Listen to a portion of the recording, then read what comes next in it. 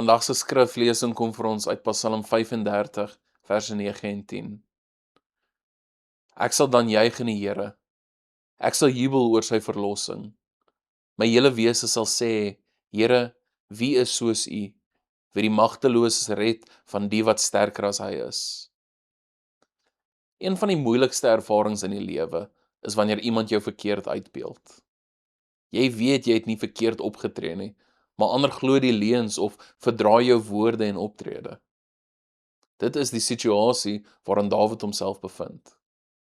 Hy word vals beskuldig en met kwaad behandel, al het hy self probeer om goed aan ander te doen. Wat hierdie Psalm besonders maak, is dat Dawid nie sy onskuld gebruik om homself te verhef nie. Hy probeer nie sy naam met sy eie krag te verdedig nie. Hy plaas sy saak in God se hande, omdat hy weet dat die Here die waarheid ken. Sy vertroue rus nie daarin dat mense hom uiteindelik sal verstaan nie, maar daarin dat God regverdig sal oordeel.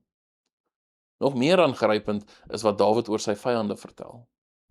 Toe hulle siek was, het hy vir hulle gebid en saam met hulle getreur. Hy het hulle behandel soos goeie vriende of selfs broers. Tog het hulle sy goedheid met kwaad beantwoord.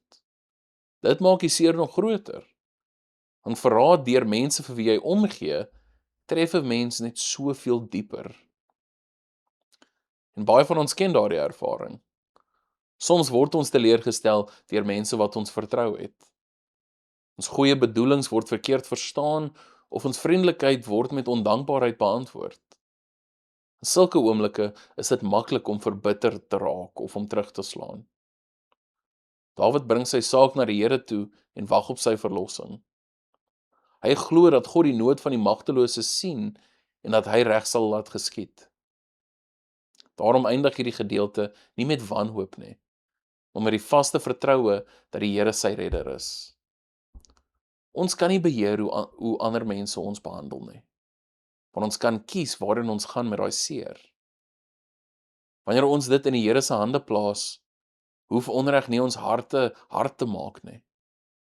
God is steeds die verlosser van die wat op hom vertrou. Here, U ken die pyn van onreg en teleurstelling. Help ons om nie verbitterd te raak nie, maar om ons saak aan U te vertrou.